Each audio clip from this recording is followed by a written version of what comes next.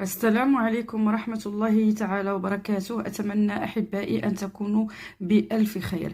إذا النموذج الثاني لاختبار الأسدس الأول بالنسبة لمادة الرياضيات للمستوى الثاني.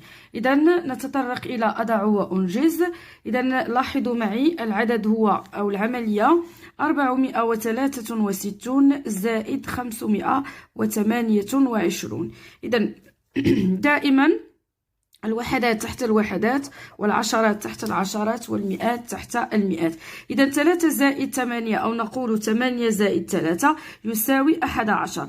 نكتب 1 ونحتفظ. إذا 6 زائد 1 يساوي 7. 7 زائد 2 يساوي 9. 4 زائد 5 أو 5 زائد 4 يساوي 9. إذا المجموع هو كم؟ 991. إذا 712 ناقص 575. إذا هنا لدينا عملية ماذا؟ عملية الطرح. إذا لاحظوا هنا لدينا 2 ناقص 5. إذا بالنسبة للذي لم يدرس بعد درس الطرح بالاحتفاظ، إذا سيقول لا يمكن. وبما أن هناك بعض المدارس قد يعني نجزو الدرس ديال الطرح بالاحتفاظ، لذلك فانا تحت طلب بعض الامهات طلبوني لانه عملوا درس ديال الطرح بالاحتفاظ، لذلك انا وضعت عمليه باننا طرح بالاحتفاظ. اذا بالنسبه لتلاميذي لم ادرس بعد درس الطرح بالاحتفاظ، فعندما نجد مثل هذه العمليه نقول لا يمكن ولا ننجزها. دونك إذا 2 ناقص 5 ماذا نقول؟ لا يمكن، ولكن يمكن أن نحتفظ وننزل الاحتفاظ.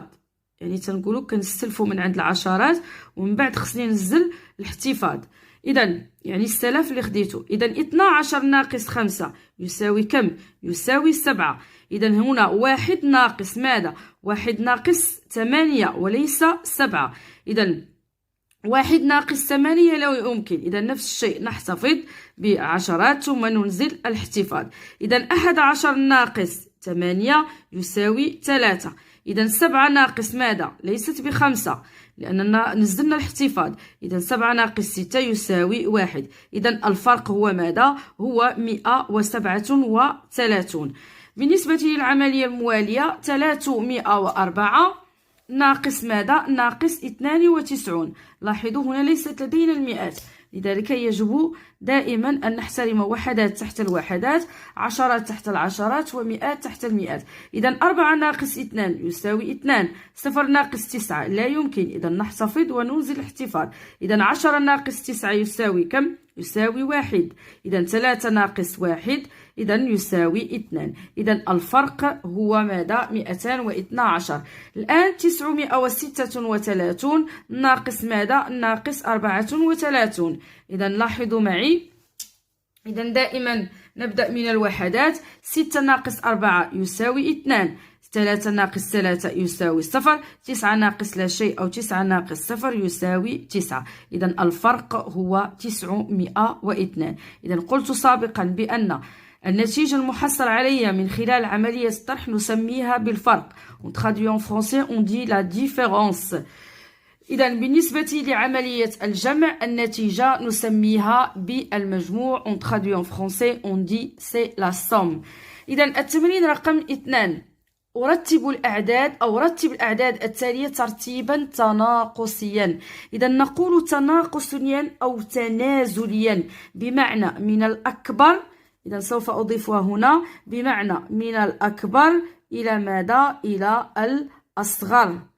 إذا هنا كما قلت أن الترتيب دائما استعمل أنني أقارن. إذا أعرف بما أن عرفنا أن من الأكبر إلى الأصغر، إذا الرمز الذي سأضعه بين الأعداد هو أكبر.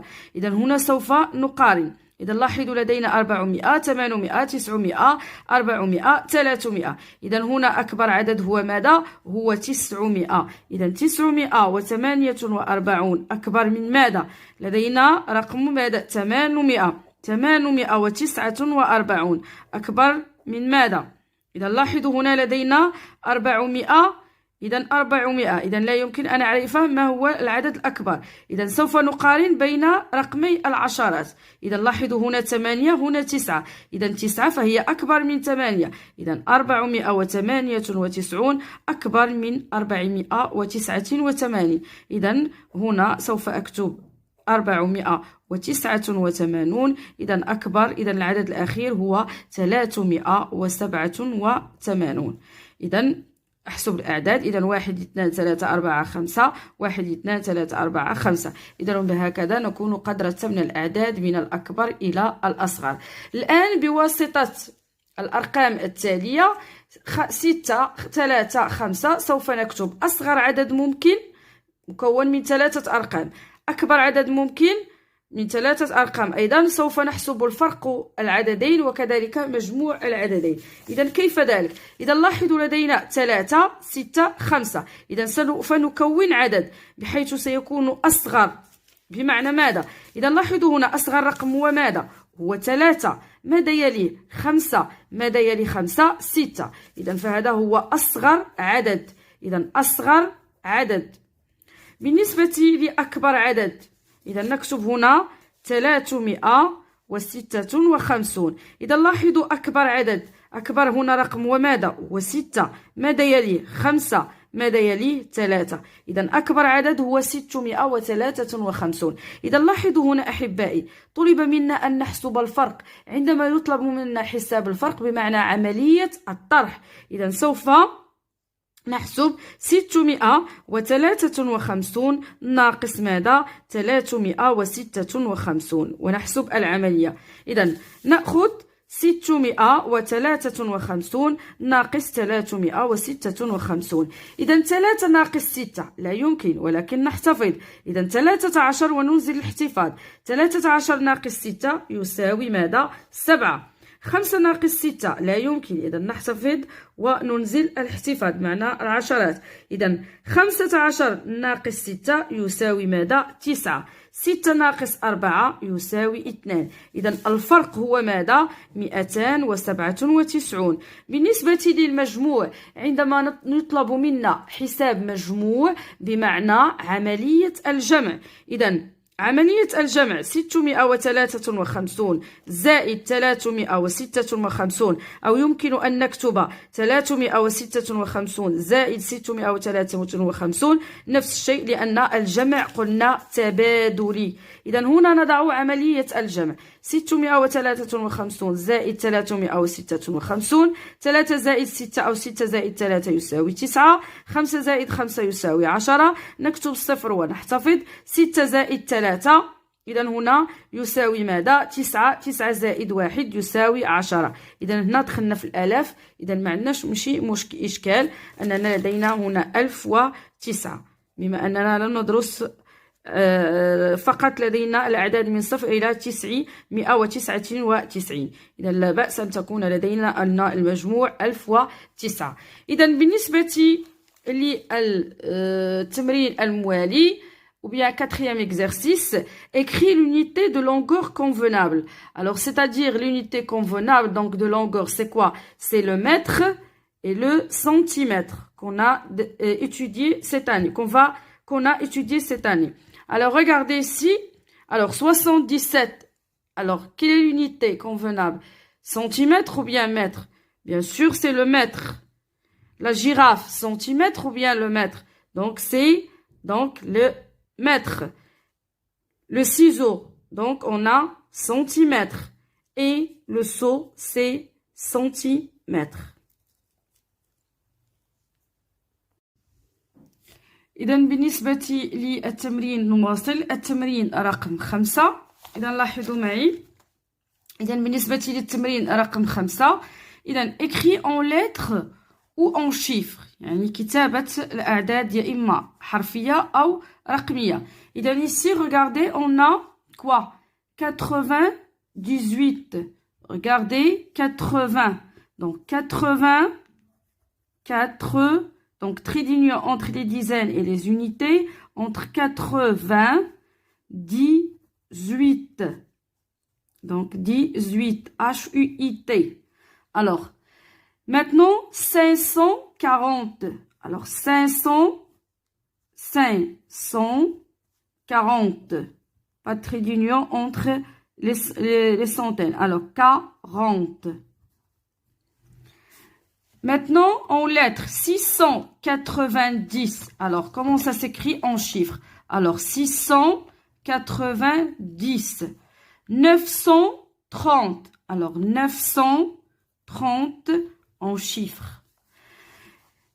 Sixième exercice, range les animaux suivants du moins lourd au plus lourd. يعني سوف نرتب الحيوانات من الأخف إلى الأثقل. إذا هذا السؤال فهو بالنسبة لدرس الكتلة. إذا التلاميذ الذين قاموا بدراسة درس الكتلة يمكن أن ينجزوا هذا التمرين أو يراجعوا هذا التمرين.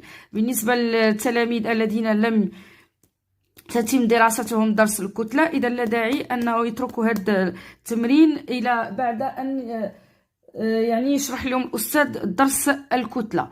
إذن regardez, ici on va ranger les animaux, pas les masses. Donc on sait que,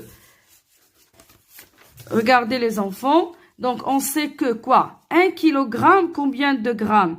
Donc est égal à quoi? Est égal à 1000. Donc 1 kilogramme est égal à 1000 grammes. بمعنى كيلوغرام واحد كم فيه من جرام؟ فيه 1000 جرام. إذا 1000 جرام. إذا في نفس الوقت أنا يعني أترجم باللغة العربية لأن هناك من طلب مني أن أترجم باللغة العربية. أو parfois غادي نستعمل الدارجة لأن هناك أحيانا من طلب مني الدارجة ولكن أنا أحاول أن لا أستعمل الدارجة. دونك انتبه. إذا هنا بالنسبة قلنا كيلوغرام واحد يساوي 1000 جرام. Ou bien on peut dire que kilogramme, 1 kilogramme est égal à 1000 grammes.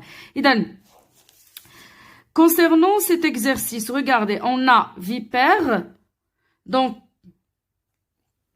100 grammes, sanglier 100 kilogrammes, poule 895 grammes, lapin 1 kilogramme, castor 25 kilogrammes. Puisque du moins lourd, donc minal akhaf, donc quel est ici le moins lourd? Donc c'est, on a vipère, donc vipère, donc c'est 100 grammes. Alors on commence par vipère. Donc ils ont demandé ranger les animaux. يعني نرتب الحيوانات وليست الكتلة. إذن on va écrire vipère.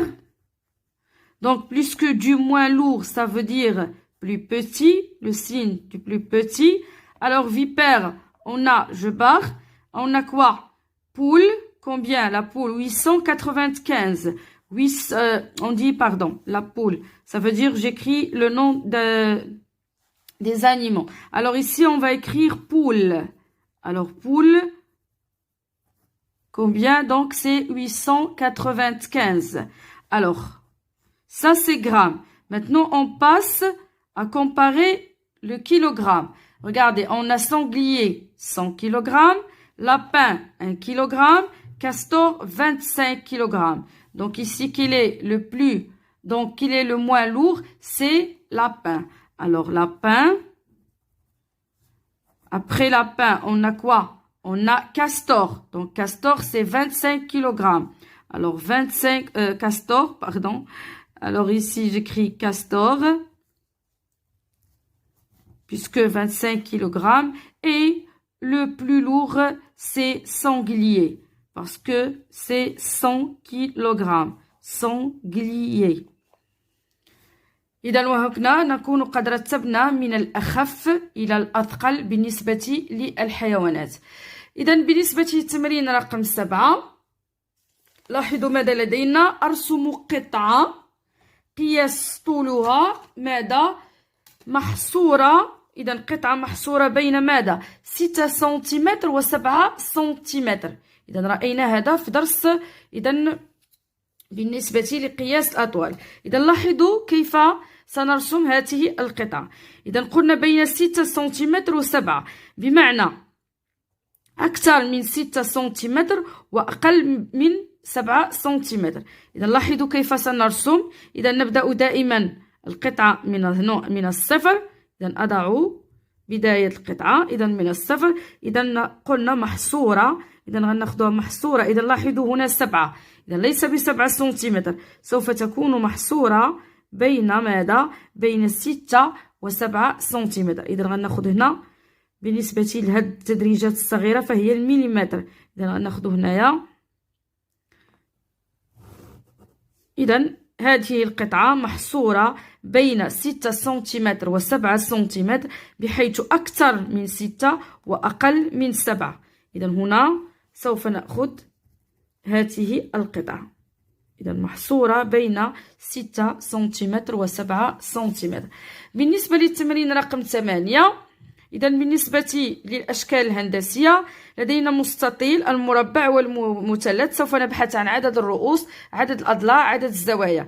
إذا رأينا المستطيل قلنا بأنه مضلع رباعي يتكون من كم من رأس؟ 4 رؤوس. كم من ضلع؟ 4 أضلاع. وكم من زاوية؟ طبيعة الحال 4. قلنا سابقا أن عدد الرؤوس دائما يساوي عدد الأضلاع.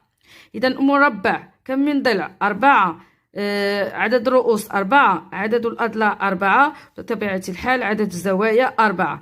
بالنسبة للمثلث كم لديه من رأس؟ 3. إذا بطبيعة الحال 3 أضلاع، وكذلك 3 زوايا. إذا التمرين الأخير مسألة: بدأت زينب قراءة قصة من 185 صفحة، قرأت كم منها؟ قرأت منها 127 صفحة في اليوم الأول، وقررت إتمام قراءتها في اليوم الثاني. إذا ما هو عدد الصفحات التي قرأتها زينب في اليوم الثاني؟ إذا عدد الصفحات أو عدد صفحات القصة هو كم؟ 185. هل قرأت القصة كلها؟ لا. إذا قرأت فقط في اليوم الأول 127. إذا لكي نبحث عن اليوم التالي كم قرأت، إذا هنا سوف نستعمل عملية الطرح، بمعنى المجموع صفحات القصة هو كم؟ هو 185. إذا لاحظوا 185 سوف نطرح كم قرأت في اليوم الأول 127. إذا الفرق الذي سنجده هو عدد الصفحات التي قرأتها زينب في اليوم التالي. إذا نأخذ هنا عملية العمودية. إذا 185 ناقص 127. لاحظوا هنا 5 ناقص 7 لا يمكن، ولكن يمكن أن نحتفظ. إذا 15 ناقص 7 يساوي 8.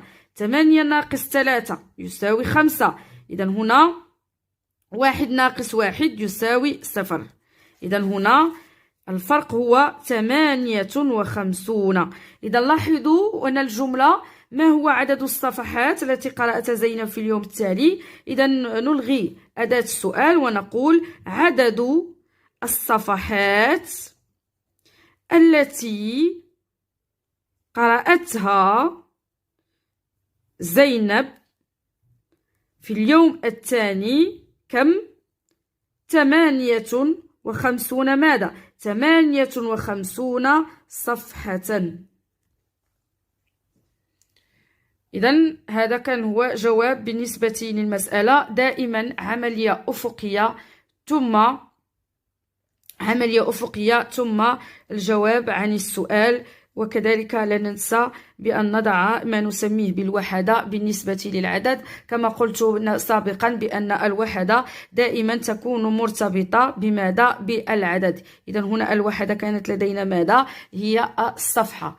إذا إلى هنا أحبائي أكون قد أنهيت بالنسبة لاختبار الأسدس الأول النموذج الثاني بالنسبة لمادة الرياضيات. إذا لا تنسوا أحبائي لتشجيع هذه القناة لا تنسوا الاشتراك والضغط على الجرس واللايك. إذا إلى اللقاء في شريط آخر.